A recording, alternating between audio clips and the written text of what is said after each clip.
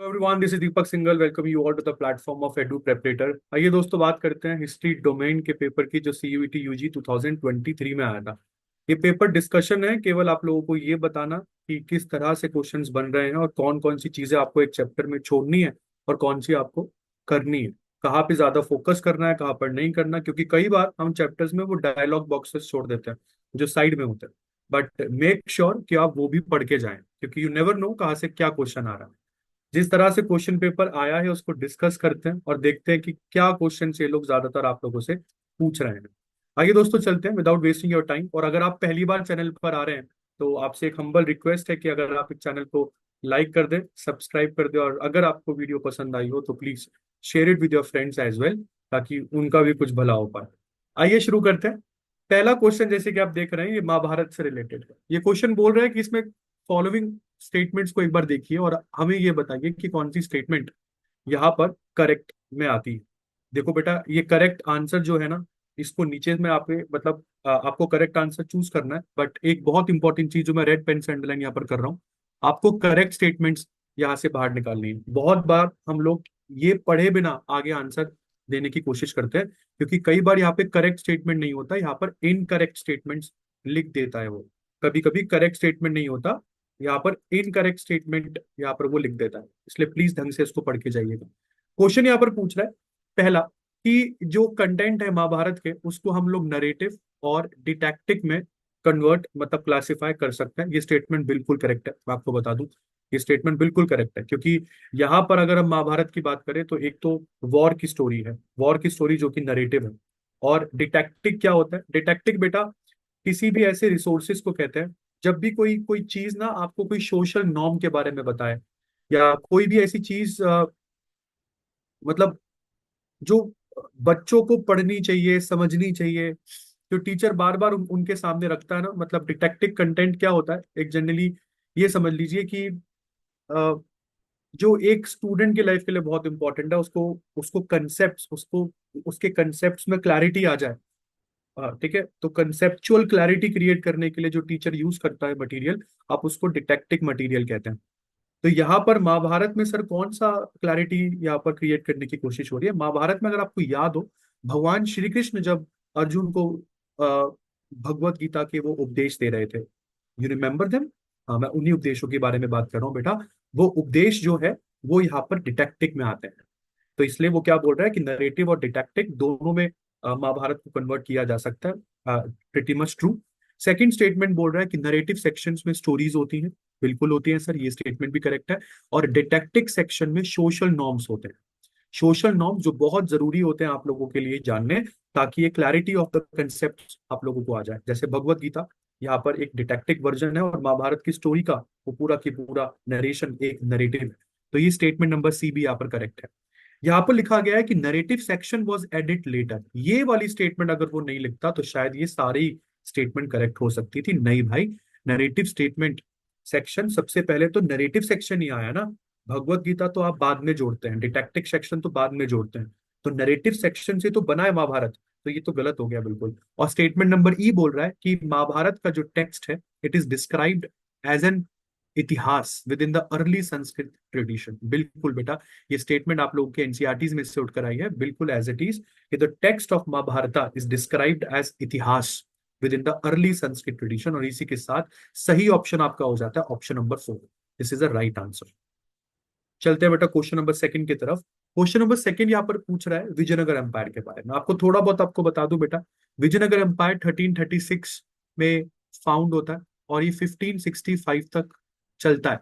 यूं तो ये 1565 के बाद भी चलता है, बट 1565 में एक बैटल आती है बहुत important, which is called battle of Talikota, जिसको हम राक्षसी तांगड़ी का बैटल भी कहते हैं।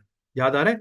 जिसमें वो अहमदनगर, बीदर, सॉरी, अहमदनगर, बीजापुर, गोलकोंडा, बीदर, इन सब की कंबाइंड फोर्सेस लड़ने के लिए जाती है विजयनगर एम्पायर की तरफ। जिस समय विजयनगर एम्पायर के मिनिस्टर राजा नहीं, मिनिस्टर है राम राय।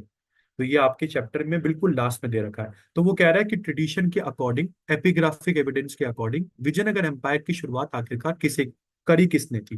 बेटा, विजयनगर एम्पायर की शुरुआत दो भाइयों ने करी थी, Harihar and Bukka, two brothers founded the Vijayanagar dynasty, and hence the correct answer is statement number 1. अब ये दोनों के दोनों भाई कौन सी डायनेस्टी के हैं, कभी कभार ये भी आपसे पूछ लिया जाता है। तो डायनेस्टी बेटा यहाँ पर संगम डायनेस्टी है। Which dynasty? संगमा डायनेस्टी। और मैं दो तीन चीजें आपको बता दूं, विजयनगर डायनेस्टी में टोटल मिला के 4 डायनेस्टीज रूल करती है। संगमा डायनेस्टी फर्स्ट डायनेस्टी है। संगमा के बाद आते हैं Saluva dynasty, Saluva. Third dynasty आती है तुलुवा। तुलुवा बहुत बहुत इंपॉर्टेंट है, आपका पूरा चैप्टर तुलुवा के ऊपर ही अगर आप याद करें, क्योंकि तुलुवा डायनेस्टी के ही सबसे इंपॉर्टेंट राजा है राजा Krishnadeva Raya. And the fourth dynasty which is not written in your chapter and it is not even important to study this dynasty, नाम है अराविडू।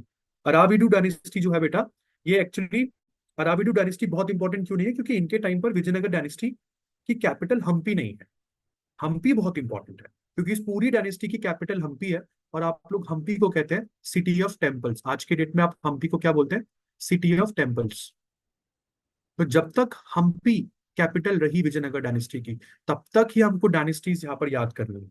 शायद इसलिए वो अराविडू डायनेस्टी आपके चैप्टर में आपको नहीं भी पढ़ाता है। यहाँ पर कुछ ट्रेवलर्स भी आते हैं विजयनगर एम्पायर को घूमने के लिए, जिसमें अब्दुल रज्जाक बहुत इंपॉर्टेंट है ना बेटा।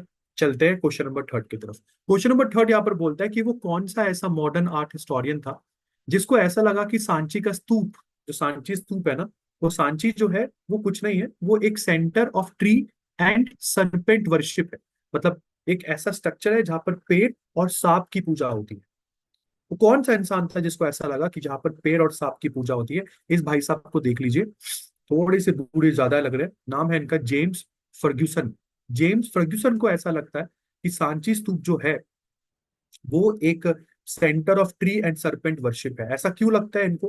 क्योंकि कहा जाता है कि ये बुद्धिस्ट स्क्रिप्चर्स के बारे में नहीं जानते थे। He was not familiar about Buddhist temples, sorry Buddhist symbols. ये बुद्धिस्ट सिंबल से बहुत ज्यादा फेमिलियर नहीं थे। He was not aware about even the Buddhist literature. और बेटा जब मैं बुद्धिस्ट लिटरेचर की बात करता हूं, तो बुद्धिस्ट लिटरेचर में हमेशा आ जाते हैं Tripitakas. In Buddhist literature we always read about Tripitakas, जिसमें महात्मा बुद्ध ने जितने भी प्रिंसिपल्स दिए वो 3 पिटकों में हम यहाँ पर कंपाइल कर देते हैं। And what are these 3 Pitakas? 3 Pitakas में सबसे पहले आता है Vinaya Pitaka. Vinaya Pitaka. Second Pitaka after Vinaya is Sutta Pitaka, and the third Pitaka is Abhidhamma Pitaka. Abhidhamma Pitaka. तो there are 3 important Pitakas under Buddhist literature. और बुद्धिस्ट सिंबल्स में भी बहुत सारे सिंबल्स, जैसे लोटस, व्हाइट एलिफेंट, ये बर्थ ऑफ बुद्धा को सिग्निफाई करता है। Lotus, white elephant, these are the symbols signify birth of Buddha. तो ये महात्मा बुद्ध के बर्थ को सिग्निफाई करता है। Second important symbol after this is, मुझे याद आ रहा है, व्हील, जिसको आज आप झंडे में भी यूज करते हैं, अशोक चक्र। वो महात्मा बुद्ध के फर्स्ट सरमन के लिए यूज किया जाने वाला सिंबल है। याद करो, first sermon of Mahatma Buddha was given at Sarnath. UP में एक जगह है सारनाथ, जिसको हमने धर्म चक्र परिवर्तन बोला। थर्ड इंपॉर्टेंट सिंबल यहाँ पर है बोधि ट्री। बोधि ट्री जो कि एक्चुअली में एक पीपल का पेड़ है, जो कि एनलाइटनमेंट का एक सिंबल है, विच सिग्निफाइज कि महात्मा बुद्ध को यहाँ पर ज्ञान मिल गया था, बोधि ट्री। और अगर स्तूप पूछा जाए तो stupa is the symbol of death. और यहाँ पर डेथ को डेथ नहीं कहते, महात्मा बुद्ध की डेथ को यहाँ पर महापरिनिर्वाणा कहते हैं। महापरिनिर्वाणा। तो these are the important things that can be asked related to a particular question. आगे चलते हैं बेटा। क्वेश्चन नंबर 4 यहाँ पर बोल रहा है कि इसमें से कौन सी स्टेटमेंट करेक्ट नहीं है। मैंने बार बार बोला स्टेटमेंट को ढंग से पढ़ लेना। कौन सी स्टेटमेंट करेक्ट यहाँ पर नहीं है? क्या पूछ रहा है बी आर अम्बेडकर के लिए कि ये लॉयर थे? सर बिल्कुल ये करेक्ट स्टेटमेंट है। पार्टीशन के बाद, पार्टीशन वॉयलेंस के बाद, after partition violence, Ambedkar argued in support of separate electorates. Ambedkar ji ने यहाँ पर सेपरेट इलेक्टोरेट्स के सपोर्ट में आर्ग्यू किया था। ये स्टेटमेंट भी बिल्कुल करेक्ट है। आपको बता दूं अंबेडकर जी का कहना क्या था, और गांधी जी से किस तरीके से इन लोगों की आइडियोलॉजी नहीं मिलती थी। सेपरेट इलेक्टोरेट्स का मतलब है ना केवल सीट्स, ना केवल सीट्स बट सीट्स के साथ साथ वोटर्स दोनों रिजर्व्ड होनी चाहिए। दोनों रिजर्व होने चाहिए। ये डॉक्टर भीमराव अंबेडकर जी का कहना था। मतलब सर, बेटा सपोज करो कि ये एक ना सीट है जिसका नाम, आपकी कोई भी लोकेलिटी ले लो, XYZ, जो भी स्टूडेंट सुन रहे हैं, अपनी आप जिस एरिया में रहते हैं ना, उस एरिया को यहाँ पर इमेजिन कर लो। आपके एरिया से एक एमपी जाता है ना, एक एमपी। अगर मैं बोलूं कि आपके एरिया से खड़े होने वाला एमपी एक दलित होगा, तो इसको सीट रिजर्व होना कहते हैं। और मैं साथ के साथ ये भी बोल दूं कि दलित तो होगा, चलो समझ में आता है, बट उस इंसान को वोट करने वाले वोटर्स भी दलित होने चाहिए।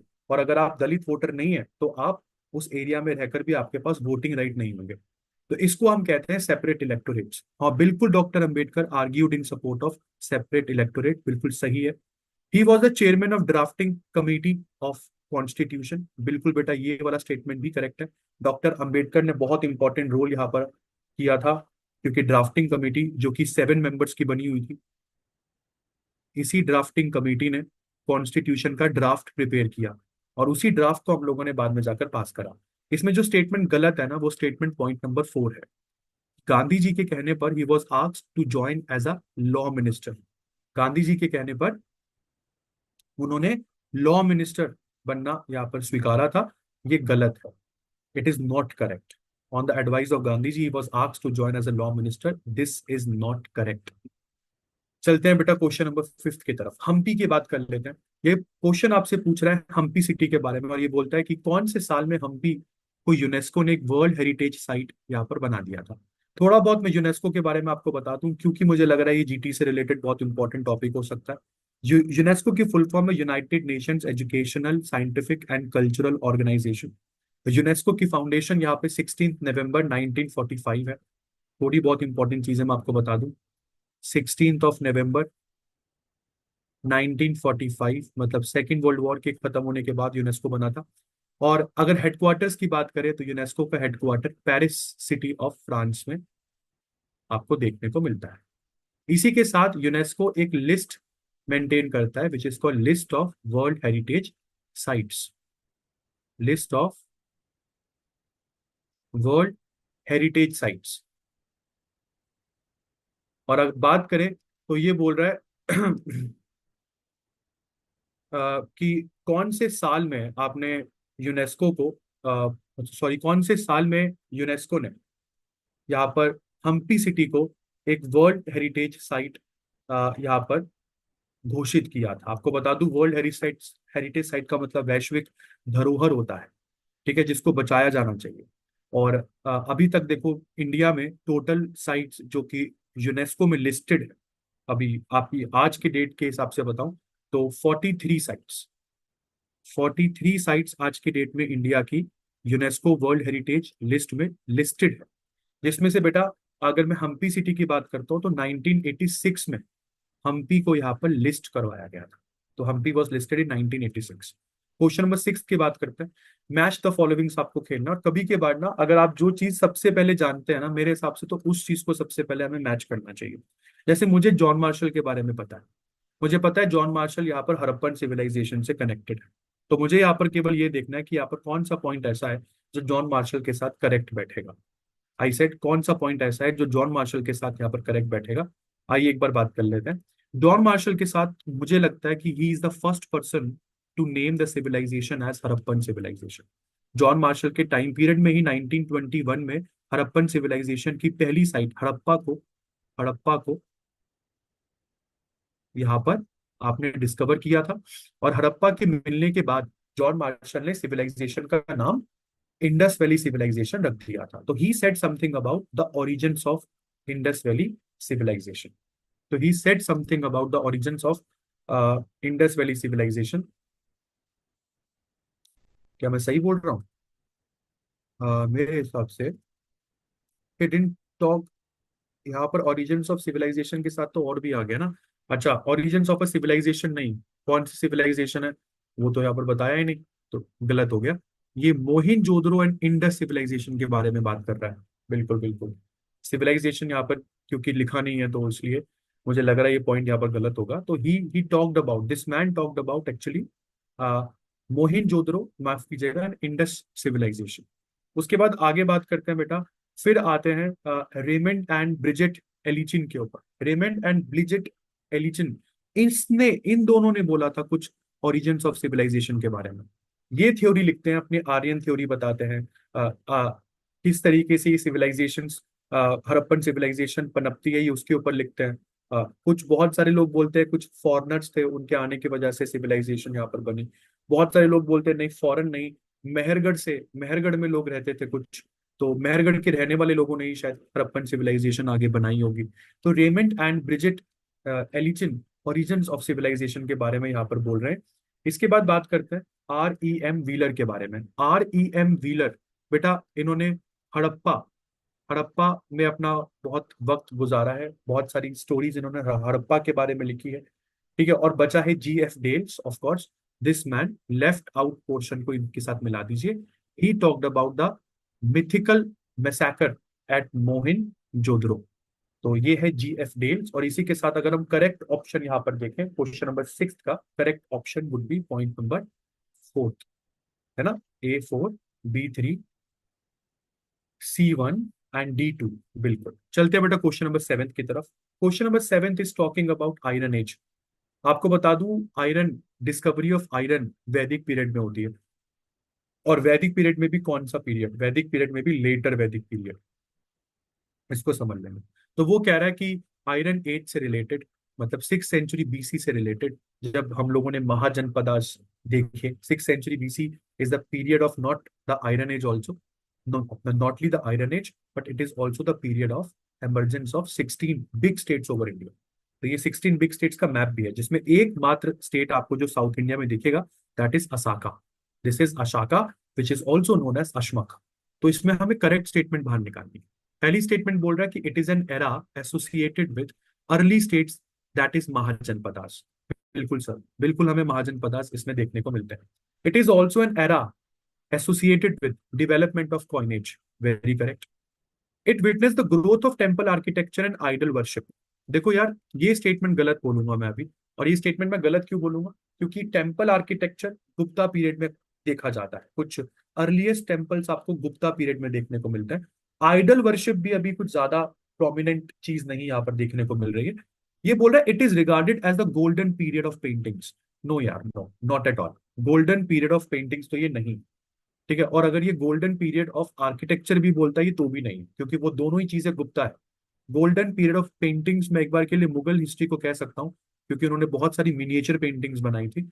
यहाँ पर तो एज सच आपको पेंटिंग्स देखने को नहीं मिल रही है। तो ये वाली स्टेटमेंट भी यहाँ पर गलत हो जाती है, हमको करेक्ट स्टेटमेंट बाहर निकालना। It is an era associated with growing use of iron. हाँ जी सर, मैंने अभी आपको बताया था कि 6th century BC ना तो केवल आयरन के लिए बहुत फेमस है, but it is also famous for emergence of some earliest states over the Indian map. तो इसलिए यहाँ पर point number 4 would be the correct option, A B and E। That is option A B and E। चलते हैं बेटा 8वें question की तरफ। 8th question 1857 के रिवॉल्ट से रिलेटेड। आपको बता दूं, 1857 रिवॉल्ट में एक इंसान था जिसका नाम था गोनू। अगर मैं गोनू की बात करता हूं, तो कहा जाता है, गोनू के लिए कहा जाता है कि इसने बहुत इंपॉर्टेंट रोल प्ले किया था आदिवासी पॉपुलेशन को यूनाइट करने में, आदिवासी पॉपुलेशन को यूनाइट करने में, अंग्रेजों के खिलाफ उनको खड़ा करने में, in the revolt of 1857। And गोनो, गोनो is known for his loyalty. His loyalty, जो भी ये बोलता था वो ये जरूर करता था, तो ही इज अब known for his loyalty. Adivasi population, कौन सी आदिवासी पॉपुलेशन, स्पेशली वो जो आज के छोटा नागपुर इलाके में रहती है, who are the tribal cultivators of Singhbhum. Singhbhum district आज की डेट में छोटा नागपुर में आता है। और ये कोल ट्राइबल्स का, ये कोल ट्राइबल्स का यहाँ पर नेता बन जाता है, और पूरे की पूरे आदिवासी कम्युनिटी को अंग्रेजों के खिलाफ लाकर खड़ा कर देता है during the revolt of 1857। During the revolt of 1857। बेटा ये क्वेश्चन कहाँ से उठकर आया, मैं ये भी आपको बता दूं, क्वेश्चन बहुत इंपॉर्टेंट है ये। और ये अगर आपको याद आ रहा हो तो कॉलोनिज्म, कोलोनियलिज्म करके एक चैप्टर होगा इन ब्रिटिश राज, ये वहां से क्वेश्चन आपके लिए उठकर आया है। तो बहुत इंपॉर्टेंट क्वेश्चन है ये भी। तो कोल ट्राइबल्स को लीड करने वाला था गोनू, और गोनू ने ही आदिवासी कम्युनिटी को यहाँ पर यूनाइट किया, और 1857 के रिवॉल्ट के टाइम पीरियड में सबको अंग्रेजों के खिलाफ लाकर खड़ा कर दिया। क्वेश्चन नंबर 9 की बात करते हैं। खूब लड़ी मर्दानी वो तो झांसी वाली रानी थी। बहुत इंपॉर्टेंट ये वो है। लाइन है जो हम काफी बार बोलते आ रहे हैं। आपको बता दूं, झांसी वाली रानी से रिलेटेड इंपॉर्टेंट चीजें। झांसी को कैप्चर किया था, झांसी, ये state it was captured by, state को कौन से गवर्नर जनरल ने कैप्चर किया था, अगर वो ये पूछे आपसे, तो this state was captured by governor general Lord Dalhousie. Lord Dalhousie ने झांसी को कैप्चर किया था।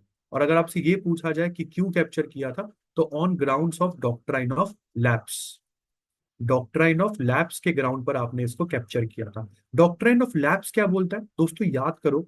डॉक्ट्राइन ऑफ लैप्स ये बोलता है कि अगर कोई राजा बिना किसी मेल हायर के मरता है, मतलब बिना किसी लीगल मेल हायर के मरता है, अगर आपके पास आपका खुद का बेटा नहीं है और आप मर जाते हैं, तो बस आप मरे, क्योंकि आपके मरने के बाद आपका पूरा प्रॉपर्टी अंग्रेज यहाँ पर हड़प जाएंगे, वो पूरा कॉन्फिस्केट कर लेंगे।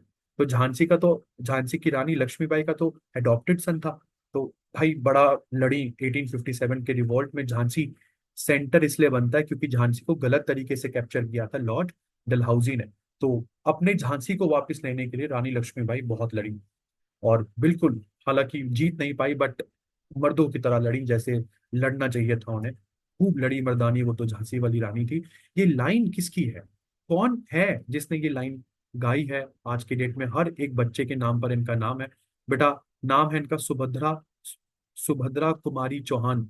बहुत इंपॉर्टेंट ये लाइन है, इसको भी एक बार याद कर लेना। सुभद्रा कुमारी चौहान के द्वारा ये लाइंस दी गई है। बहुत इंपॉर्टेंट करंट हो जाता है। चलते हैं क्वेश्चन नंबर 10 की तरफ। क्वेश्चन नंबर 10 बोलता है, कौन से गवर्नर जनरल थे, सॉरी, गवर्नर जनरल यहाँ पर डलहौजी ने अवध के लिए कौन से फ्रूट का यहाँ पर यूज किया था? याद करो, आपके चैप्टर में कहा है, मैं लॉर्ड डलहौजी की लाइन रिपीट कर रहा हूँ। लॉर्ड डलहौजी ने क्या बोला था? The kingdom of Awadh, kingdom of Awadh is a cherry that will eventually drop into our mouths one day. कि अवध तो एक चेरी की तरह है, एक ना एक दिन तो हमारे मुंह में चेरी गिरेगी ही गिरेगी। तो इवेंचुअली आपको पता भी है कि अवध तो खैर जो अंग्रेजों ने कैप्चर भी कर लिया था, अवध को अंग्रेजों ने इवेंचुअली कैप्चर भी कर लिया था 1856 में। और अवध को डॉक्ट्राइन ऑफ लैप्स के अंडर कैप्चर नहीं किया था, गलती कभी मत करना ये लिखने की। Awadh was captured in 1856 on grounds of, on grounds of मिसरूल। Awadh के ऊपर लॉर्ड डलहौजी ने मिस गवर्नेंस, मिस रूल, ये सारे आरोप थोप दिए थे कि सर अवध की जनता आपसे बिल्कुल भी खुश नहीं है, इसलिए हम अवध को कैप्चर कर रहे हैं। तो यहाँ पर अवध को चेरी के साथ कैप्चर, मतलब इन्होंने कंपेयर किया था। This is the correct option. Lord Dalhousie ने क्या बोला था कि अवध तो एक चेरी की तरह है, इवेंचुअली ये चेरी हमारे six on grounds of miss rule. कौन थे उस समय अवध के राजा? क्योंकि अवध के राजा को तो अपना बेटा भी था, तो अवध तो डॉक्ट्राइन ऑफ लैप्स के अंडर कैप्चर हो नहीं सकता था। अवध के राजा का नाम अगर आपसे पूछा जाए कि जब अवध कैप्चर किया जा रहा था, who was the king of Awadh at that time, Awadh के किंग का नाम था नवाब वाजिद अली शाह। इनका नाम है नवाब वाजिद अली शाह। और नवाब वाजिद अली शाह के बेटे का नाम, इनका जो सन है, इनका असली राज बेटा, कोई अडॉप्टेड सन नहीं था, इनके सन का नाम है ब्रिजिस कद्र। तो डॉक्ट्रिन ऑफ लैप्स में तो अवध आ नहीं सकता था, और अवध को कैप्चर करना अंग्रेजों के लिए बहुत जरूरी था क्योंकि काफी फर्टाइल रीजन था। ठीक है, और उस समय ईस्टर्न और वेस्टर्न इंडिया को जोड़ता था अवध। आज की डेट में लखनऊ हो गया ये। तो क्या झूठ बोले कि अवध को कैप्चर कर ले, तो अंग्रेजों ने यहाँ पर मिस रूल का झूठ बोला, जबकि गलत था। अवध की जनता अवध के राजा से बहुत खुश थी। 11th पॉइंट चलते हैं। ये बोल रहे हैं कि इसमें से कौन, who among the following was the president of constituent assembly? बेटा थोड़ा सा चैप्टर को याद करना। कॉन्स्टिट्यूएंट असेंबली को कैबिनेट ना इंडिया में after second world war, cabinet mission plan, जिसने क्या बोला था कि भाई तुम लोग कॉन्स्टिट्यूशन बना लो, एक बार कॉन्स्टिट्यूशन आप लोगों का बन जाएगा, उसके बाद पावर को ट्रांसफर करेंगे और ब्रिटिशर्स इंडिया छोड़ के चले जाएंगे। कॉन्स्टिट्यूएंट असेंबली की दो मीटिंग्स हुई थी। तो कैबिनेट मिशन प्लान में कॉन्स्टिट्यूशन को बनाने के लिए एक असेंबली को बनाने की बात कही गई थी। उस असेंबली का नाम रखा था कॉन्स्टिट्यूएंट असेंबली। आपको थोड़ा बहुत मैं जीटी के परस्पेक्टिव से भी बता दूं, कॉन्स्टिट्यूएंट असेंबली की पहली मीटिंग 9th ऑफ दिसंबर को हुई थी, 9th ऑफ दिसंबर 1946, जिसमें जो चुना गया था वो इंटरिम प्रेसिडेंट था, परमानेंट नहीं था। Second meeting 11th of December 1946 को होती है। और 11 दिसंबर 1946 में कॉन्स्टिट्यूएंट असेंबली के permanent president doctor Rajendra Prasad को आप लोगों ने इलेक्ट कर लिया। तो ये डॉक्टर राजेंद्र प्रसाद के बारे में ही पूछ रहा है। जबकि इंटरिम प्रेसिडेंट कौन था? सच्चिदानंद सिन्हा थे। 9 दिसंबर को जब कॉन्स्टिट्यूएंट असेंबली पहली बार मिली ना, तब डॉक्टर सच्चिदानंद सिन्हा को, मैं यहाँ पर वैसे ही एक एक्स्ट्रा खबर, एक्स्ट्रा जीके आपको बता रहा हूँ, डॉक्टर सच्चिदानंद सिन्हा को यहाँ पर इलेक्ट किया गया था। बट ये एक इंटरिम प्रेसिडेंट थे, मैं ये भी आपको बता दूं, ये एक इंटरिम प्रेसिडेंट थे या चेयरमैन थे, ये परमानेंट चेयरमैन नहीं थे। फिर कॉन्स्टिट्यूएंट असेंबली 11 दिसंबर को फिर मिली, और डॉक्टर राजेंद्र प्रसाद को यहाँ पर परमानेंट चेयरमैन आपने इलेक्ट कर लिया। तो this was point number, question number 11, constituent assembly से रिलेटेड ये टॉपिक था। राजेंद्र प्रसाद इसका आंसर है। बहुत इंपॉर्टेंट क्वेश्चन हो जाता है। आगे चलते हैं बेटा। क्वेश्चन नंबर 11 आपका हो गया है। यहाँ पर क्वेश्चन नंबर 12 की बात करते हैं। क्वेश्चन नंबर 12 बेटा यहाँ पर संथल रिबेलियन से है।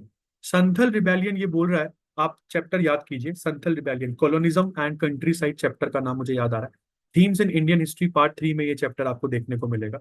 संथल रिबेलियन पहली बात तो बेटा राजमहल हिल्स में हुआ था। पहले मैं आप इसके बारे में थोड़ा बहुत आपको बता दूं। संथल रिबेलियन अंग्रेजों के खिलाफ राजमहल हिल्स में हुआ था।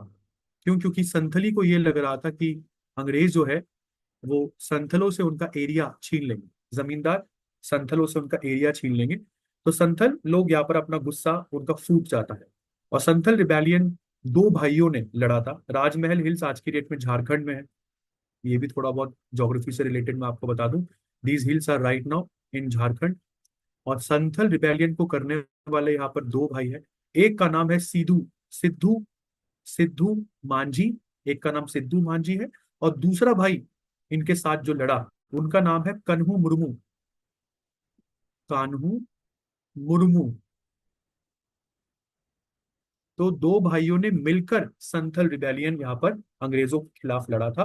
और जो मैंने आपको बताया रीजन क्या था, क्योंकि इनको लग रहा था कि शायद अंग्रेज उनसे उनका एरिया छीन लेंगे। राजमहल हिल्स में ये हुआ था, जो आज की डेट में झारखंड में है। क्वेश्चन नंबर 13 की बात करते हैं। हमने ये सारी चीजें एक ऑर्डर में अरेंज करनी है। ऑर्डर, क्रोनोलॉजिकल ऑर्डर का मतलब होता है पहले क्या आया फिर क्या आया। सबसे पहले बेटा वैदिक पीरियड आया, वैदिक ट्रेडिशन केम फर्स्ट। तो ये सबसे पहले आएगा, मतलब पॉइंट नंबर सी सबसे पहले आएगा। और अगर पॉइंट नंबर सी सबसे पहले आएगा, इसका मतलब आप ऑप्शंस को देखो कि या तो ऑप्शन होगा ये वाला, नहीं तो ऑप्शन होगा ये वाला, क्योंकि इन्हीं दोनों ऑप्शंस में सी सबसे पहले है।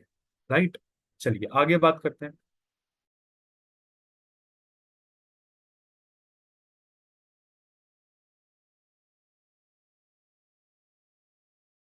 वैदिक के बाद फिर उपनिषदों को लिखने की बारी आती है। उपनिषद वैद्य वेदों के बाद लिखे गए थे। तो इसका मतलब देखते हो इंडिया में महाजनपद पीरियड आ जाता है, और महाजनपद पीरियड में ही बुद्धिज्म और जैनिज्म देखने को मिलते हैं। तो बुद्धिज्म से रिलेटेड यहाँ पे स्तूप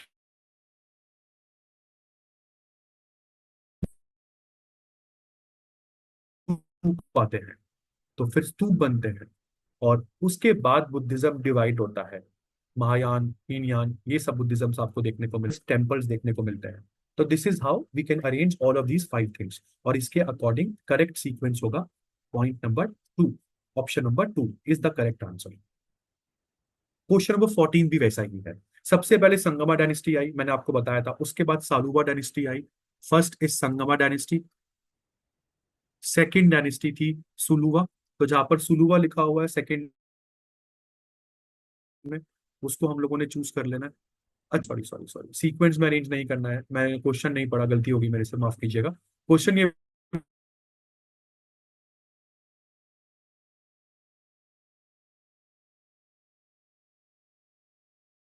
भी ऐसी थी जो विजयनगर हवीडू डायनेस्टी रिलेटेड है, तुलुवा डायनेस्टी रिलेटेड है, सुलुवा डायनेस्टी रिलेटेड है, होयसला डायनेस्टी रिलेटेड नहीं है। This dynasty is not related with Vijayanagar empire, इसलिए A B C D will be the correct option.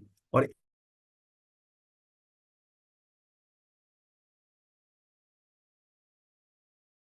A14। अब चलते हैं आगे, क्वेश्चन नंबर 15 की बात करते हैं। क्वेश्चन नंबर 15 बेटा सीधा सीधा उठकर आ गया है हड़प्पन सिविलाइजेशन से। और ये वो साइट है जो जो हम लोगों को ये बताती है कि हाँ,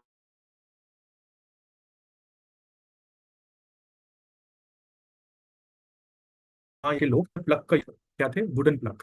और वुडन प्लग जो है इनके एविडेंस तो बच नहीं पाए हैं। कहा यह जाता है कि वुडन प्लग जो है, वुडन प्लग के एविडेंस तो आप लोगों को देखने को नहीं मिलते हैं। हड़प्पन सिविलाइजेशन के एविडेंस तो हम लोगों को देखने को यहाँ पर नहीं मिल रहे। बट हाँ, एक जगह है जहां से हमको हड़प्पन सिविलाइजेशन के प्लग का एक प्रोटोटाइप मिला है। तो हमको टॉय प्लग मिला है, वुडन प्लग नहीं मिला, हमको टॉय प्लग मिला है। तो वो ये पूछ रहा है कि वो टॉय प्लग या प्लग का मॉडल जो टेराकोटा क्ले से बना था, वो कौन सी जगह से मिला है। बेटा जगह का नाम यहाँ पे नोट कर लेना, बनावली है। बनावली के बारे में आपको थोड़ा सा बता, इन हरियाणा। आगे बात करते हैं। 16 यहाँ पर बोल रहा है कि ये स्टेटमेंट किसने बोला था कि it seems to me a suicidal and indefensible policy to allow the country to be looted of its original works of ancient art. याद करो यार, याद करो। ये बंदा बड़ा अच्छा लग रहा है मुझे। क्यों? क्योंकि इस आदमी ने ना ये अमरावती स्तूप के लिए बोला है।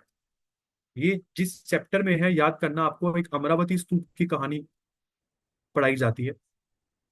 अमरावती स्तूप के लिए इसने बोला है क्योंकि अमरावती स्तूप के बारे में ये कहता है कि बड़े सुंदर सुंदर स्लैब, यहाँ तक कि अंग्रेजों ने भी नहीं छोड़ा है। अमरावती स्तूप को अंग्रेजों ने भी नहीं छोड़ा है। अंग्रेज भी क्या कर रहे हैं, वो अमरावती स्तूप को साथ में लेके जा रहे हैं। अंग्रेज भी उसको साथ में लेके जा रहे हैं, अमरावती स्तूप के बहुत सारे अ, जो सुंदर सुंदर स्लैब्स है। तो इन्होंने क्या बोला, इनका कहना ये था कि यार ओरिजिनल वहीं पे छोड़ दो जहां से मिले।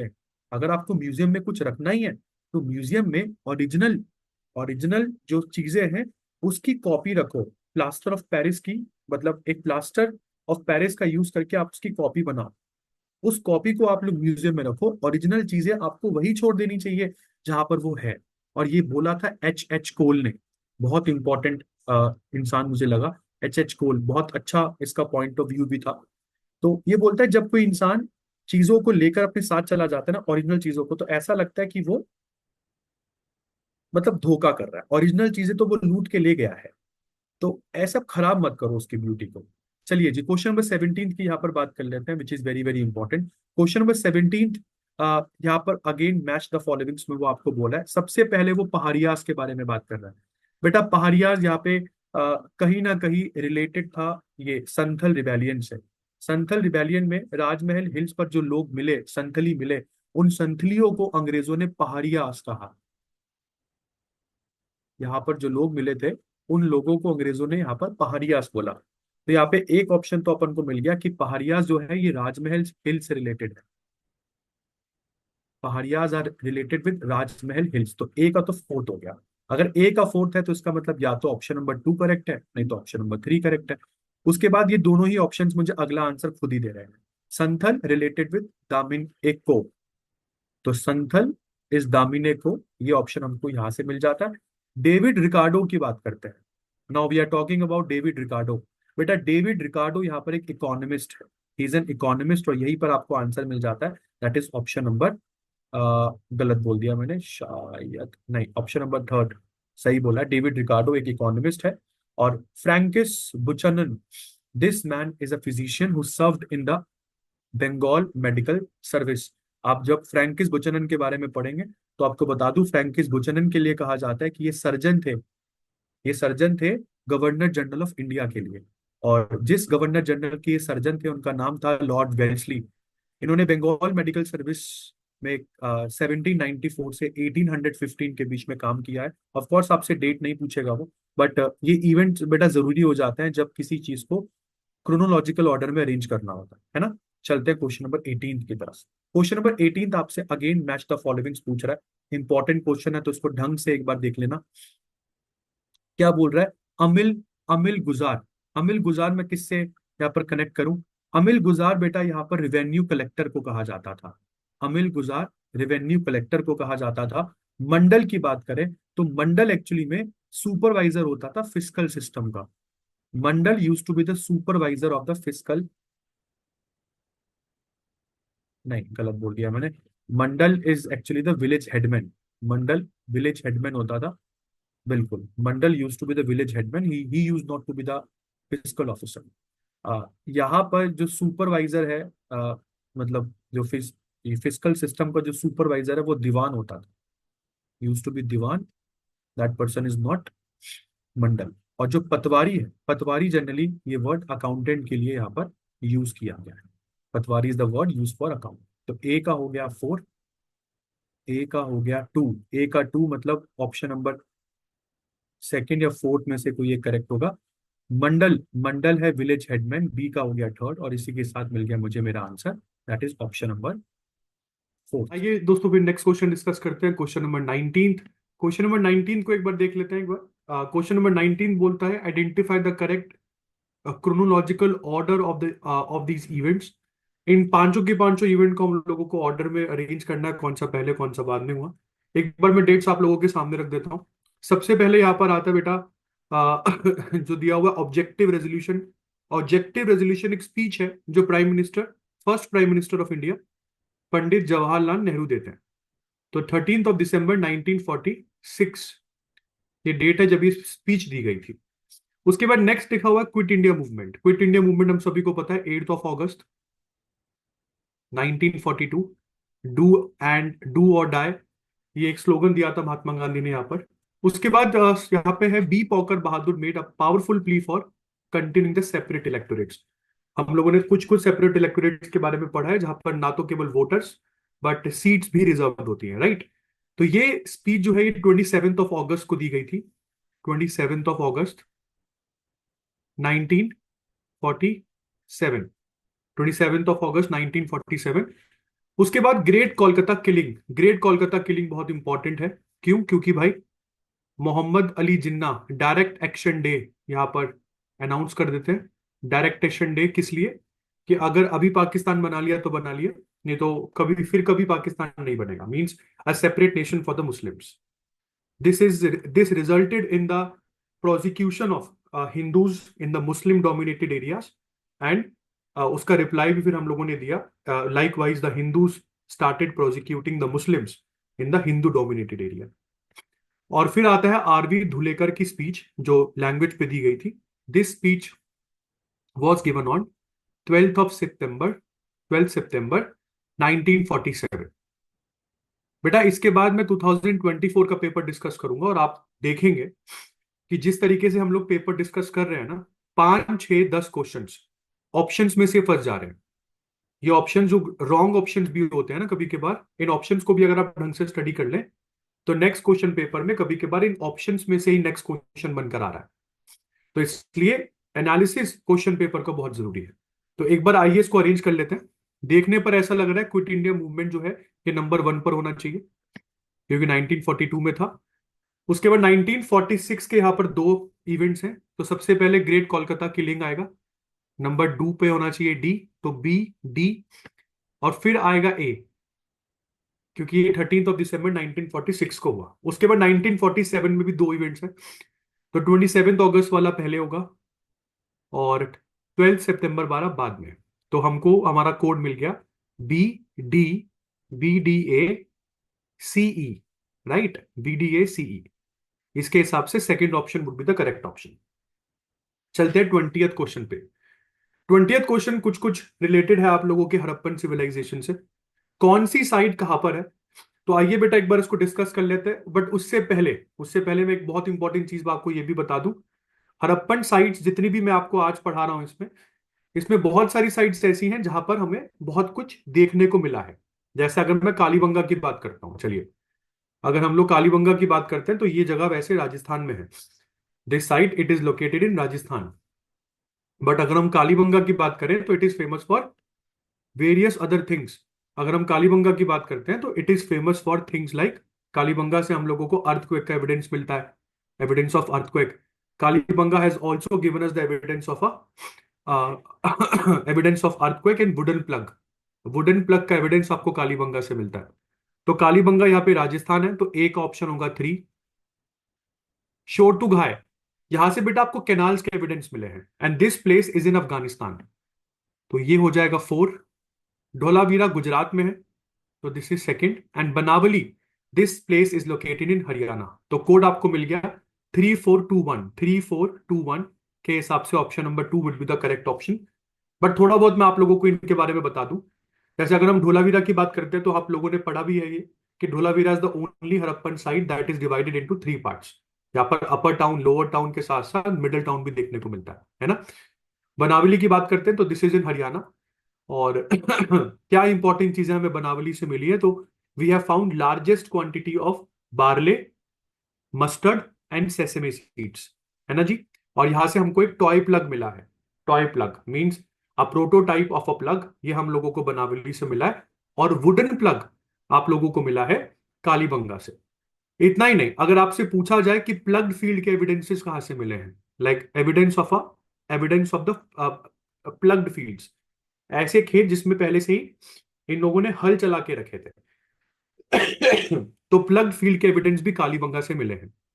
शोतुगाई के बारे में मैंने आपको पहले ही बता दिया कि this place is famous for canals. This place is famous for canals.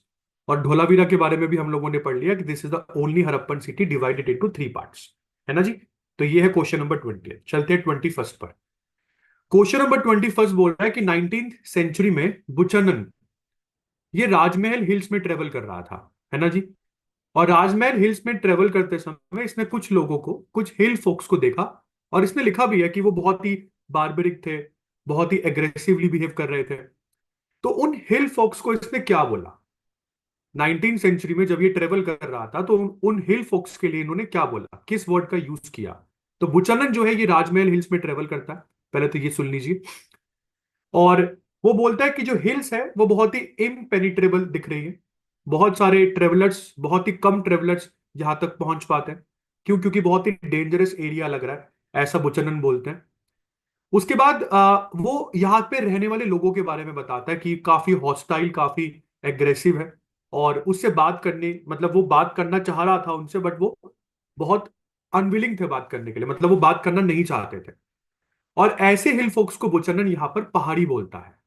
इनको पहाड़ियाज, ये पहाड़ियाज वर्ड यूज करता है उन हिल फोक्स के लिए जो यहाँ पे रह रहे हैं राजमहल हिल्स के आसपास। बुचनन ये भी बताता है कि वो यहाँ पर ज्यादातर शिफ्टिंग कल्टीवेशन प्रैक्टिस कर रहे हैं। तो these people, they are practising shifting cultivation.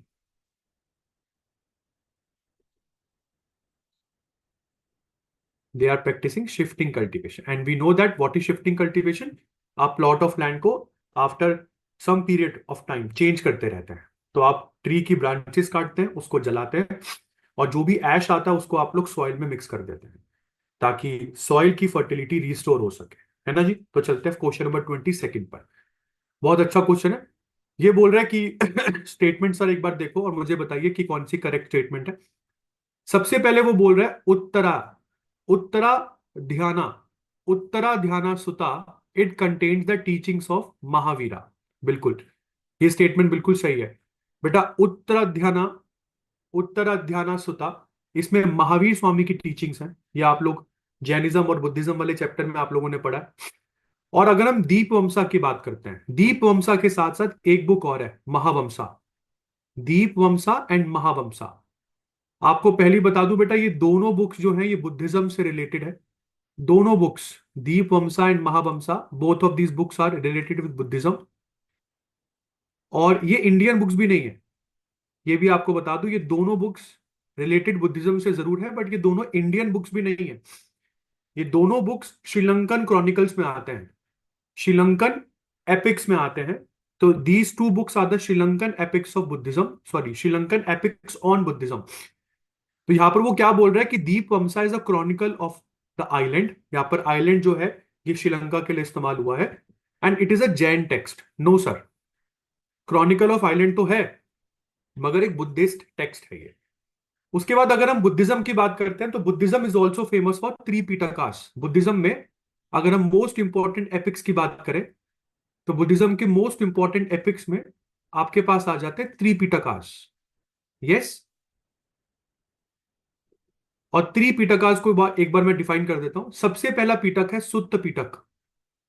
सुत्त पिटक में जनरली जो बोधिसत्वाज है उनकी टीचिंग्स, सॉरी मतलब जो प्रिंसिपल्स है बुद्धिज्म के, वो यहाँ पर कंपाइल्ड है। बोधिसत्वाज ने जो लिखा है वो यहाँ पर कंपाइल्ड है। सेकंड पिटक है विनय पिटक। विनय पिटक में बेटा भिक्खूज एंड भिक्खुनीज, मतलब वो लोग जो बुद्धिज्म अडॉप्ट करना चाहते हैं उनको घर छोड़ना पड़ेगा, राइट। तो घर छोड़ने के बाद अब जहां पे रहोगे उसको मोनेस्ट्री कहते हैं। तो मोनेस्ट्री में रहने के कुछ रूल्स एंड रेगुलेशंस होते हैं और वो rules and regulations Vinaya Pitaka में मेंशन्ड है। और फिर आता है अभिधम्म पिटक। अभिधम्म पिटक में मेंशन है Buddhist philosophy, this mentions about Buddhist philosophy. तो ये क्या बोल रहा है पॉइंट, ये बोल रहा है कि अभिधम्म पिटक में monastic order of Jain tradition. पहली बात तो सर मोनेस्टिक ऑर्डर नहीं है, और दूसरी इंपॉर्टेंट चीज ये बुक जैन जैन उसकी जैनियों की नहीं है, ये बुद्धिज्म की है। और यहाँ पे मोनेस्टिक ऑर्डर नहीं है, यहाँ पे फिलोसफी ऑफ बुद्धिज्म है। तो इसलिए स्टेटमेंट नंबर सी भी गलत हो जाती है। उसके बाद ये बोल रहा है कि एंशियंट जैन लिटरेचर जो है वो जनरली तीन भाषाओं में मिलती है। संस्कृत में मिलती है, बिल्कुल सही बोल रहा है। प्राकृत में मिलती है, बिल्कुल सही बोल रहा है। और तमिल लैंग्वेज में मिलती है। तो स्टेटमेंट नंबर डी भी यहां पर करेक्ट है। और स्टेटमेंट नंबर ई बोल रहा है कि Tripitakas contains different text of Jain tradition. Again यहां पर जैन ट्रेडिशन लिखा हुआ है, तो स्टेटमेंट नंबर ई भी यहां पर गलत हो जाती है। तो A and D statement correct है, which is option number third. Question number 23 की तरफ चलते हैं। अब ये गांधी जी के बारे में है। गांधी जी के बारे में आपको बता दूं, 28 ऑफ नवंबर, 28 ऑफ नवंबर 1947 जो गांधी जी है ये जाते हैं भाई गुरु नानक जी के बर्थडे पर चांदनी चौक। और चांदनी चौक में जिस गुरुद्वारे में जाते हैं उस गुरुद्वारे का नाम है गुरुद्वारा शीशगंज साहिब जी।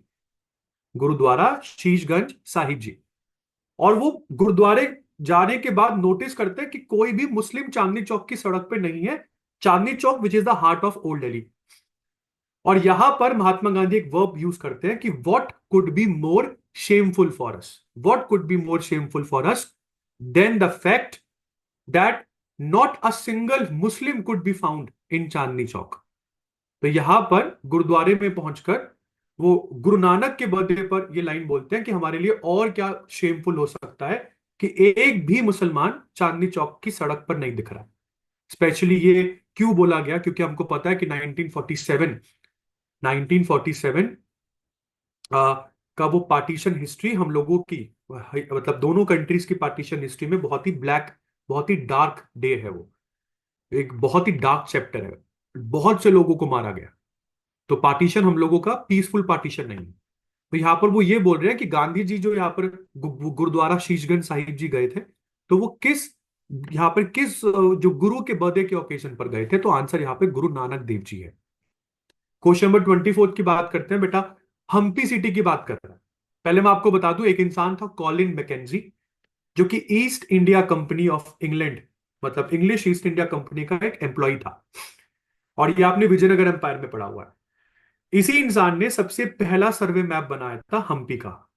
और कहा जाता है कि जो ज्यादातर इंफॉर्मेशन इसने उस मैप में बताई, वो केवल दो टेम्पल्स के प्रीस्ट ने जो भी कुछ इसको बताया, मतलब दो टेम्पल्स के प्रीस्ट ने जो भी इसको कुछ बताया, केवल उसके बेसिस पर इसने अपनी पूरी इंफॉर्मेशन को रख दिया। कौन से दो temples? Virupaksha temple and Pampa Devi temple. Virupaksha and Pampa Devi temple. बेटा एक मिनट।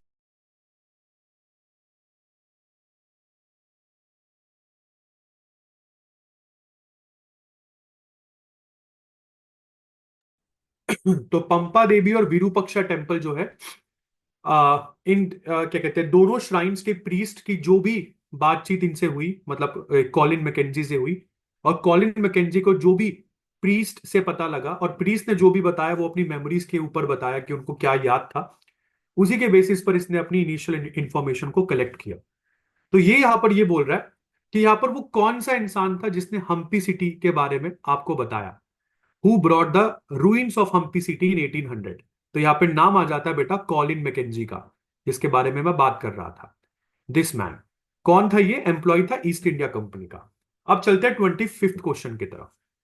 बेटा इस तरह के क्वेश्चंस वैसे सॉल्व करने बड़े आसान है अगर आपको दो तीन चीजें भी पता हो। जैसे हुमायूं नामा। हुमायूं नामा क्या है? ये ऑटोबायोग्राफी है हुमायूं की। हुमायूं की ऑटोबायोग्राफी है, सॉरी, हुमायूं की बायोग्राफी है, क्योंकि हुमायूं ने कभी खुद तो कुछ लिखा नहीं ना। और हुमायूं की ये जो बायोग्राफी है ये उनकी सिस्टर ने लिखी है। और सिस्टर का नाम था गुलबदन बेगम। तो गुलबदन बेगम क्या है? ये सिस्टर है हुमायूं की, सिस्टर ऑफ हुमायूं। और हुमायूं की वाइफ का नाम हाजी बेगम है। हाजी बेगम ने हुमायूंस टूम बनवाया है दिल्ली में। तो ये तो यहाँ पर याद रख लेना। फिर मैं जहांगीरनामा की बात करता हूँ। Jahangirnama which is also known as Tuzuk-e Jahangiri. This book is also known as Tuzuk-e Jahangiri. वैसे देखो, ओरिजिनल बुक तुजुके जहांगीरी है, ओरिजिनल बुक। ठीक है, इसको कभी बार आप जहांगीरनामा बोल देते हैं तो यहाँ पे कंफ्यूज होने की जरूरत नहीं है। फिर भी आगे बढ़ लेते हैं। तो यहां पर ये बुक जो है ये जहांगीर ने लिखी है खुद, ये ऑटोबायोग्राफी है, जहांगीर ने खुद लिखी है। अगर आपको ये दो चीजें समझ में आ गई हो ना, आप आराम से आंसर पता कर लोगे। सी का ऑप्शन 1 है, डी का ऑप्शन 2 है। सी का 1, डी का 2 आपको ऑप्शन नंबर 3 में ही नजर आ रहा है। बाकी के दो ऑप्शंस आपको आराम से मिल जाते हैं। बादशाह नामा, बादशाह नामा लिखी है बेटा अब्दुल हमीद लाहौरी ने। और बात करते हैं चार चमन की, तो चार चमन ये बुक लिखी है चंद्रभान ब्राह्मण। चंद्रभान ब्राह्मण ने चार चमन ये बुक लिखी है। यहाँ पे मैं चार चमन के बारे में कुछ बताना चाहूंगा। चंद्रभान ब्राह्मण जो है ये मुगल कोर्ट में रहे 1630 से लेकर 1660 तक। तो this man stayed in the Mughal court from 1630 to 1660।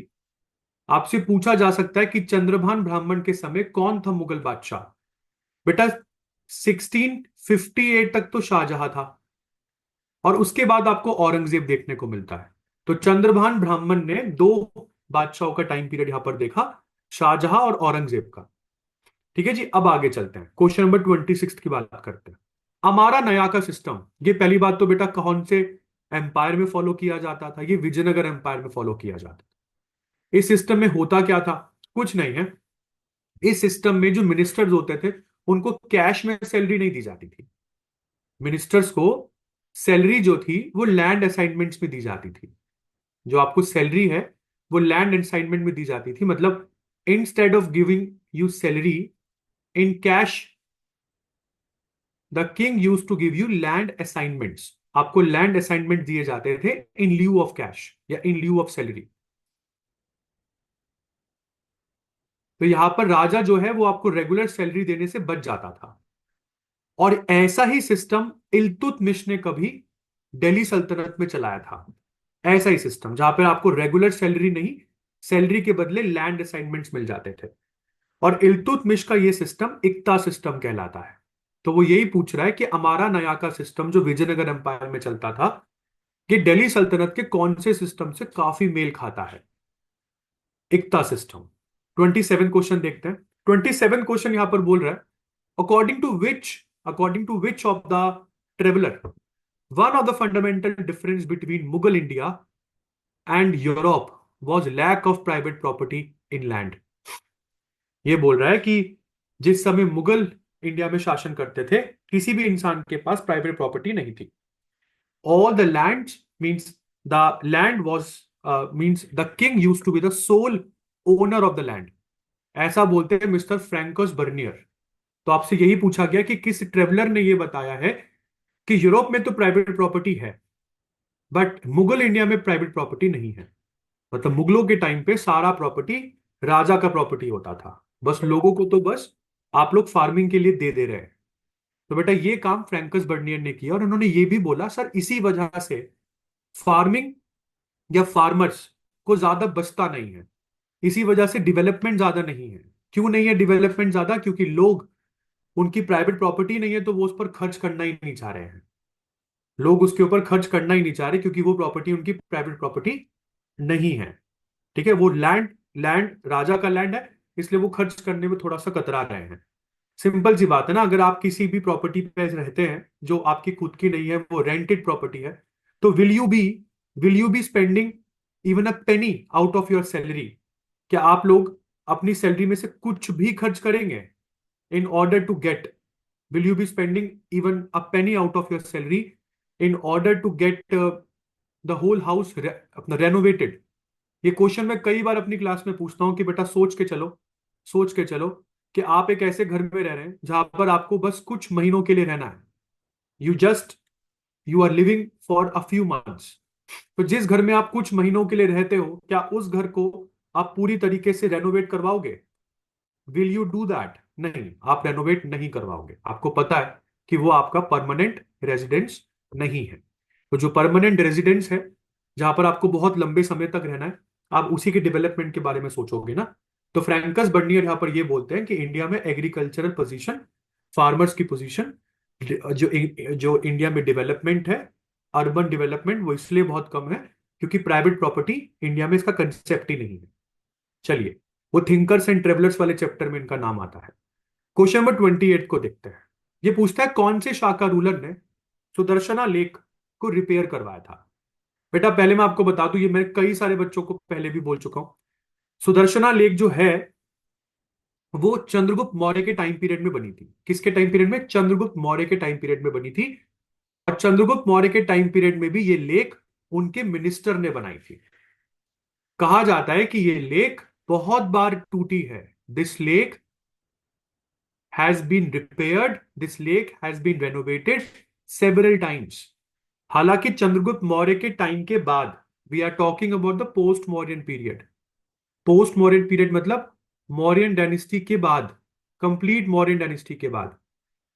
Mauryan dynasty खत्म हो चुकी है इस समय।